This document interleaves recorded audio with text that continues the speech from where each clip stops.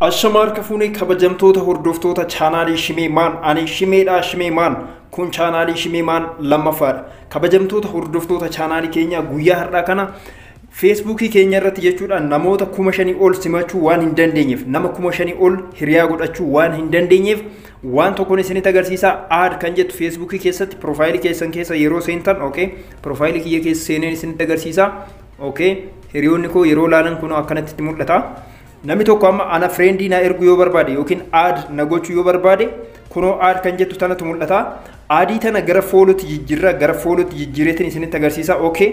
Kunoo aad kan jettu tun fooloo akkamitti akka itti gootanii isinitti agarsiisa.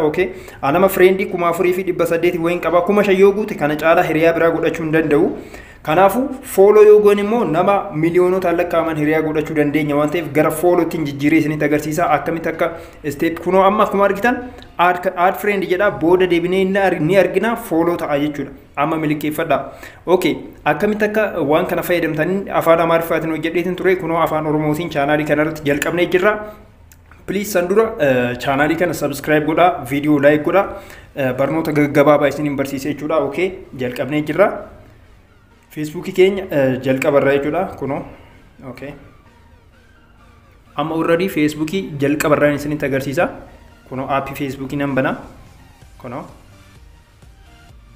baneetiin jira. Ergasii as tuqna. Kunoo as.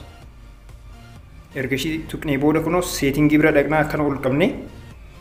Setting and privacy kan jedhu kana bira dhaqnaa. Isa yoo tuqne ergasii setting kan jettu nuu baati kunoo. Setting. Amma haala kanaan erga nuu dhufee booda akkana ol dabarsitanii jechuudha. Akkana ol dabarsitanii privacy setting argitanii privacy setting kunoo privacy settings ishee san ni tuqna. San booda akkana ol siqnee who can send you friend request kan jettu tana dhufa. Kunoo ishee irra gadi ni tuqna. Erga ishee irra gadi tuqnee booda kunoo keessisaa akkana jira. Maal jedha gubbaarratti everyone jedha. Everyone. Amma ishee irra kaasnee kan gadii sanirra goona. Friends of friends kan jettu sanirra goona jechuudha. Kunoo ishee irra godheetiin jira. Xumuramee jira. Already amma duubatti yoo deebitan fooloo ta'ee jira jechuudha. Duubatti deebi'aa jira. Kunoo. Amma kunoo profaayilii kiyya keessa seennee jirra as tuqna jechuudha. Tuqnee laaluudhaaf jechuudha. Eessa kunoo as bakka tuttuqaa kana hiriyoota keessan biratti akka itti mul'atu jechuudha. Kunoo amma mallattoo ijaa tana view as ishee yeroon tuqu kunoo fooloo taateerti. Reefu aadii ture miti amma kunoo fooloo ta'ee jira jechuudha. Kanaafuu namoonni yeroo isiniif friendii ta'uu barbaadan fooloo kan jedhu jira. Friend request wanti jedhu hin jiru. Notification isinitti dhufu hin jiru. Aad friendii notification isinitti dhufu jechuudha.